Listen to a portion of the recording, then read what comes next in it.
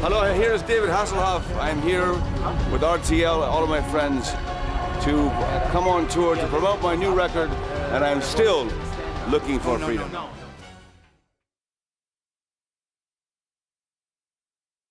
My new CD is called David Hasselhoff Sings America.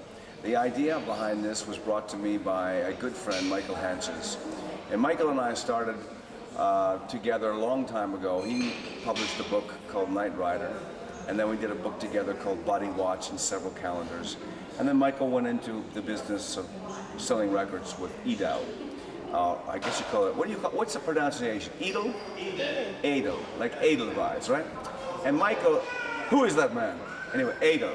And he said, I have this idea that you should come back and sing great songs from America. And I said, that's an interesting idea because I feel very close to my America right now because of 9/11 and because of things that are happening in the world. So he presented to me a list of songs that were big hits in Germany, like New York, New York, City of New Orleans, Country Road. And we together chose a group of songs that kind of represent everything from New York to the South, to New Orleans, to Florida, to the pop sound of the Righteous Brothers with You Lost That Loving Feeling, to California Dreaming. So basically, it was an opportunity to come back to this German market with my songs that I know. I was always singing the same music that seemed to get a little bit repetitive. It was great, it was fantastic. I loved Crazy for You and Looking for Freedom and Limbo Dance, but I found that I kind of needed to change. My audience was growing up. I'm kind of targeting this towards my fans that grew up with me. And now my fans are 20s and 26 and between 20 and 50, I think. And Michael saw me on Broadway in Jekyll and Hyde and said that you need to have an orchestra. So he said, because you've got such a big voice, and he believed in me, so that it gave me another belief in myself. It came at a really good time. So I'm back in Germany just to say hello, I'm back. I hope you like my new CD, and then I'll be back on tour sometime in the summer with a big orchestra. It's still David Hasselhoff singing, but it's not German Schlager. It is, my last songs were basically German Schlager with a pop beat, and this, which was great. But this is more of country road. It's really American music, that classic American music done with a big orchestra. And it's significantly different than my other albums, and so far, people seem to like it. Thank you.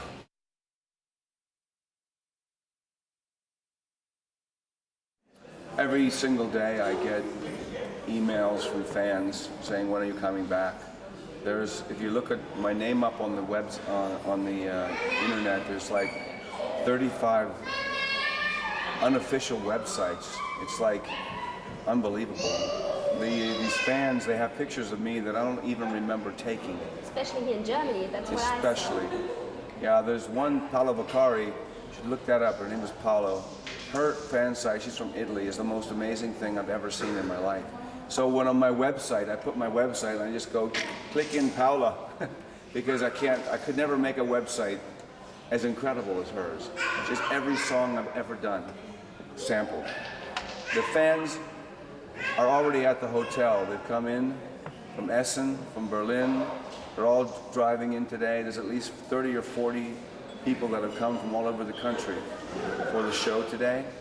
And there were people outside my hotel at the Atlantic in Hamburg. And the fact that you're here and the press is here is exciting, because I didn't know. Who knows? Maybe I come back and they go, you know, German fans are very loyal. They stay with you. In America, fans are very fickle. They love you 1 minute and then next. In Germany, they stay with you. I was talking to Lionel Richie about this, and Lionel Richie said the same thing. He said, you know, I went to Germany. He said, my God, you're so big in Germany. And Lionel said, everyone would ask me, do you know David Hasselhoff? And he said, the great thing about Germany is the fans stay with him. And they stay with me. And I really believe, I don't think that I'll be playing like 16,000 people a night, but I will probably play 3,000 to 6,000 a night, and that's fine, you know. I just like to perform, and I'm looking forward to coming back.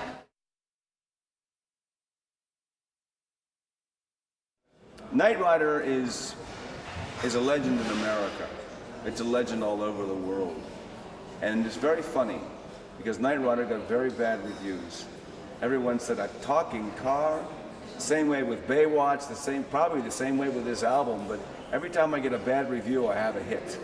And because I don't do shows for the reviewers, I do shows for the people. Knight Rider had 3 things in it that made it work: heart, humor, and action. That was it. Where's the heart? Where's the humor? Where's the action? It had heart because one man can make a difference. And one man can make a difference. Everybody can make a difference in someone's life. Even if you just smile at someone. If you give them something, it will come back to you. The humor was Michael Knight in the car. The car was always smarter than Michael, you know, and the car always had much more culture. And of course the action. Yeah, and the action, the car flying. I think God gave me Knight Rider because it was a real strange way that I got it. I got it because I was on an airplane, and the president of NBC, like the president of RTL, the same thing, was on the airplane, and he saw me. And the next day I had an audition for Knight Rider, and the script came, and it was about a man in a talking car. I called my father. My father said, I said, Dad, I have this fantastic show. He said, what's it about? About a man in a talking car. And he said, you're crazy. That's the stupidest thing I've ever heard. I said, no, it's incredible. The script was like glowing in my hands. I went, oh my God, this is awesome. I knew it was like the American James Bond, but it would give me a chance to be myself. The show before, I was on a soap opera. I was a very enigmatic doctor, very serious. And this was like, hey, Kit, how you doing? It was more like me. After Knight Rider was over, it was difficult for me to get a job. Everyone said, we want someone like David Hasselhoff, but not David Hasselhoff. And Knight Rider was not considered a legendary show. It was considered a show for kids, and no one really took me seriously. So I found out I had a hit record. I did a record called Night Rocker. Not a very good record, but it was #1 in Austria. So this girl came to visit me from a magazine called the Renman Express, and she won a trip. So she said, you know, your album is #1 in my country. I said, where's your country? She said, Austria. I said, where's Austria? So I looked on the map, I see this little tiny town. I said, Austria! So I said, hello, Austria, David Hasselhoff. I want to come with the Knight Rider car on tour. Call me back. It's okay, you can come. I called my manager, and I said, I think I got us a booking in Austria. She negotiated. My father and I came over. He did merchandising. He sold hats, t-shirts. I built 2 cars, drove them down the freeway, shipped them to Austria, put black windows, made the inside like Kit, and I went on tour. Then I got the recognition from Jack White, who said, I think we should try this one song, Looking for Freedom. I did. And then I went on, and because of Thomas Gottschalk and RTL and Vettendas, RTL running Knight Rider, Vettendas, and Thomas taking a chance with me, next day I sold 17,000 records after Vettendas. And that was the beginning of 20 million records. And from that moment on, I went on tour to 100 cities. I sang on the Berlin Wall in 1989. To 1 million people, and there were fans on the Berlin Wall singing, I've been looking for freedom. And it was like this surreal, incredible, wonderful moment of freedom. And then Baywatch came, my family came, and it was difficult to get back to Germany as often, and the music changed. My last album that I did not do that well because the music had all turned to rap. and I needed a direction. I didn't know what that direction was. I have the direction now. I'm excited to come back, and this is a beginning, and I appreciate it more. I appreciate everything. I mean, before it was like another autobahn, another city, you know. Now it's like, the autobahn. So you have time to miss it now. Yeah, Fans miss I'm the smelling the air. I'm looking at the fans. You know, and the fans have stayed with me. A little bit older, the fans. So am I. Yeah. Photo sessions, magazines. I've done about 10 magazines already, at least 10. Then I'm going to go do a video for the television commercial. Then I'm going to London to speak with some very important people, friends, about bringing Jekyll and Hyde, the musical I did on Broadway, to London. I'm also producing a series of movies that you might know. There was a romantic novelist named Barbara Cartland, and she writes romance novels. They're very big here around the world. She's written 780 books, and we bought the rights to her stories. So I'm producing 6 romantic novels, and the first one takes place in London, so I'm kind of going there to kind of scout around. And basically I'm kind of doing what I want now. And I tell you, my family's very supportive. You know, my kids say, you want to go to London and live there for 6 months? They don't go, they go, yeah. You know, they love to go with me. And I love that about them, because it's a big world, and it's important that people realize that people are really all the same around the world.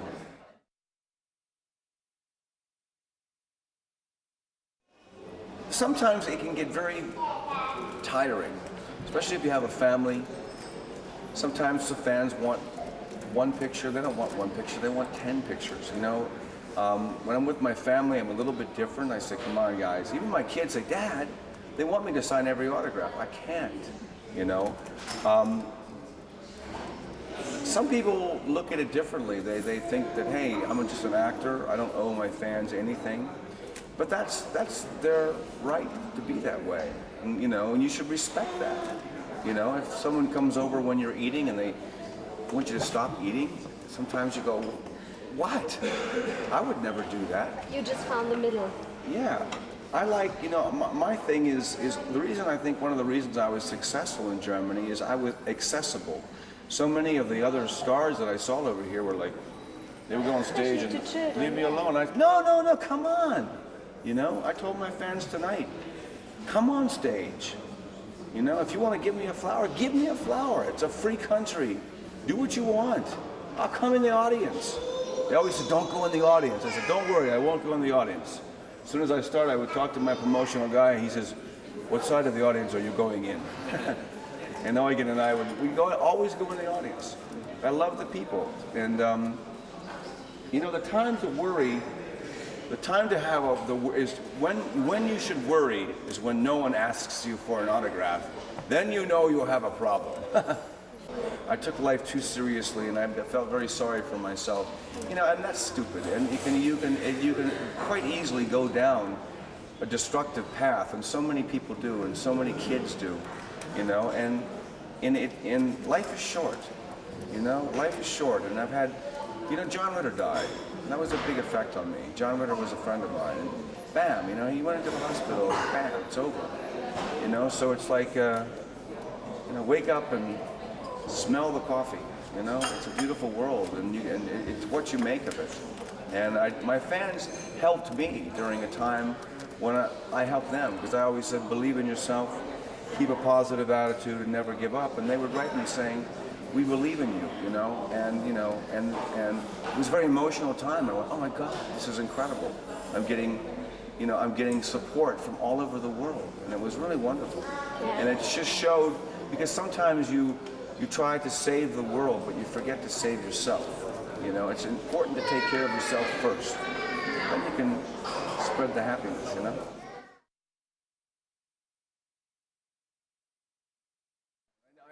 I did one song, Wir zwei allein heute Nacht. Was glaubst du, was hier grad war? Wie man da mal wohnt, hinterm gelben Mond. Wir zwei allein heute Nacht. My agent. I did a song in German. It was a big hit with Gwen many years ago in I don't even remember. I think it was 1992. Do you remember that song? No. No, Mit I Gwen? don't know German No. songs from you. Well, I sang one song that wasn't it. That was it was a mistake. I'll never sing it again. But do I did do because how can you anyway? But no, I know just a little bit of German. German's a hard language for Americans. Yeah, City of New Orleans.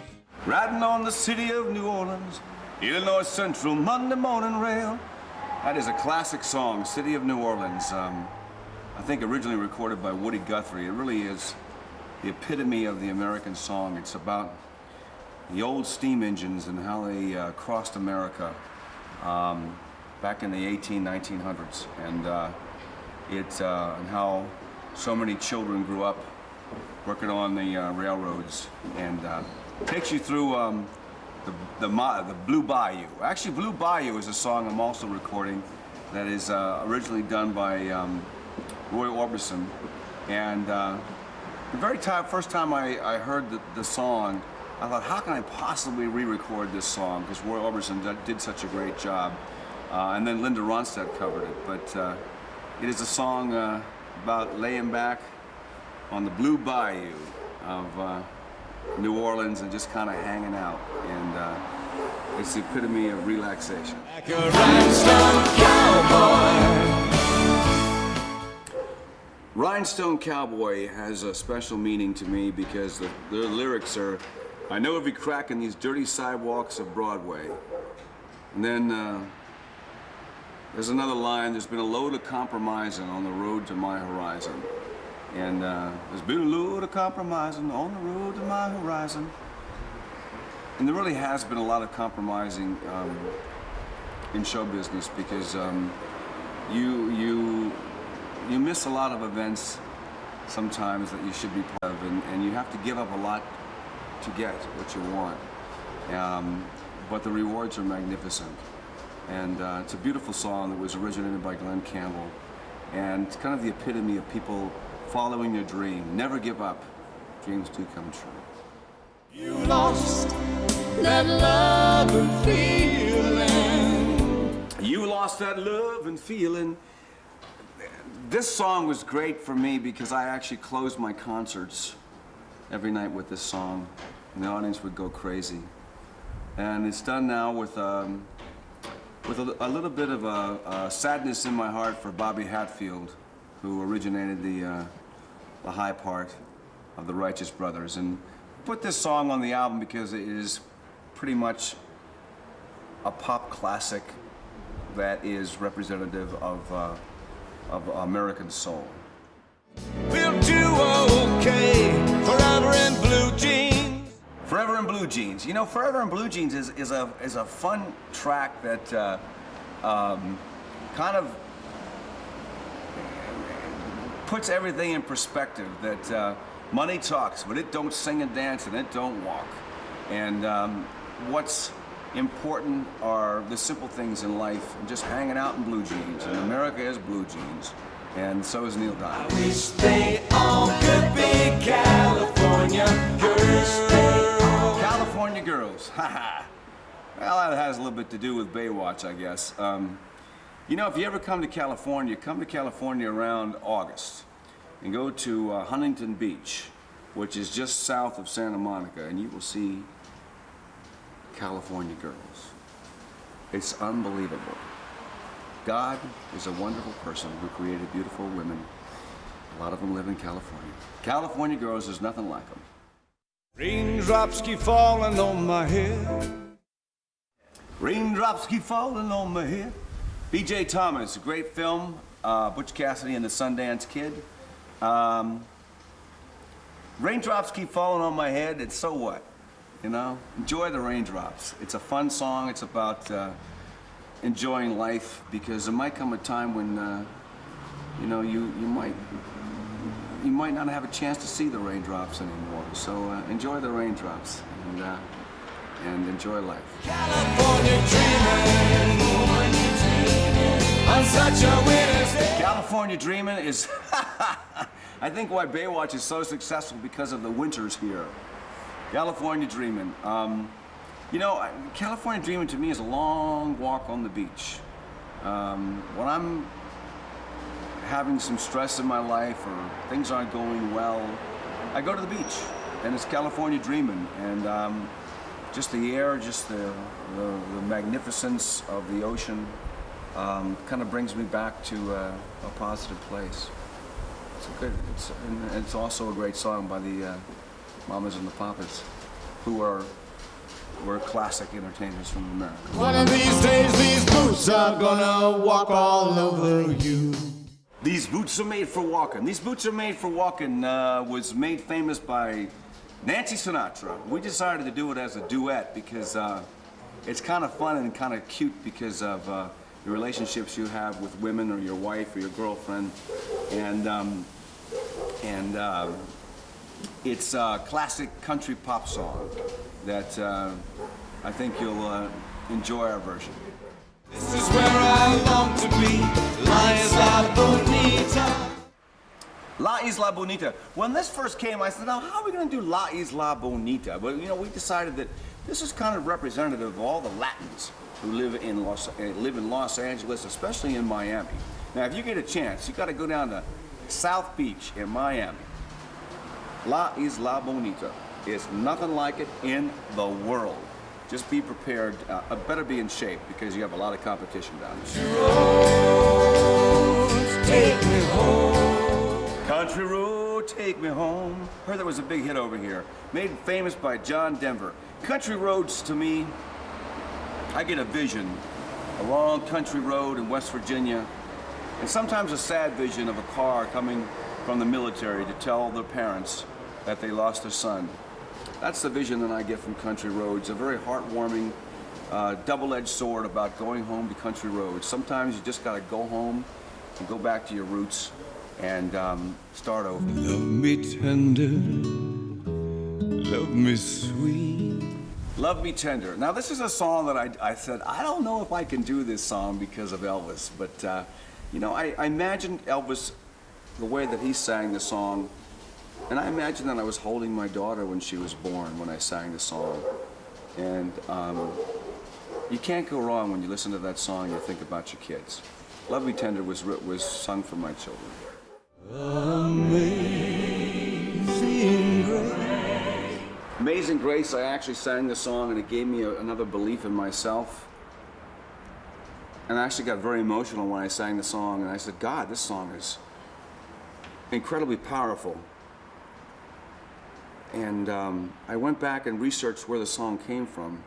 The song was written by a man who was a slaver who brought slaves from Africa to London. And during a big storm, he said, God, have mercy on me and my crew. The storm cleared, his crew was saved. And he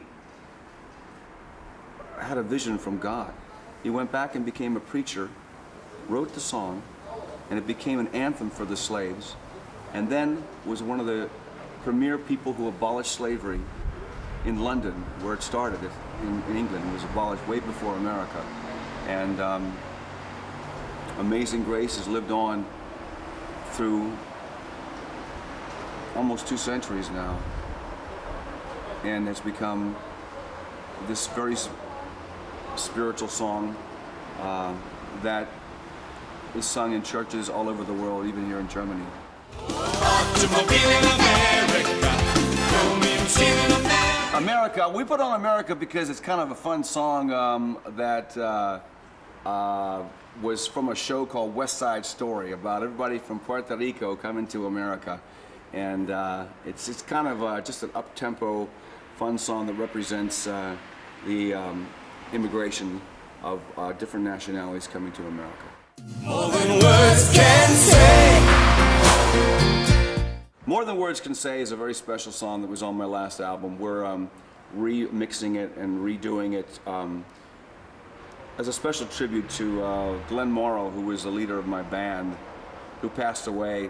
And it was amazing, right before he died, this is a true story, about 2 weeks before he died, he called me and said, will you make this song a hit?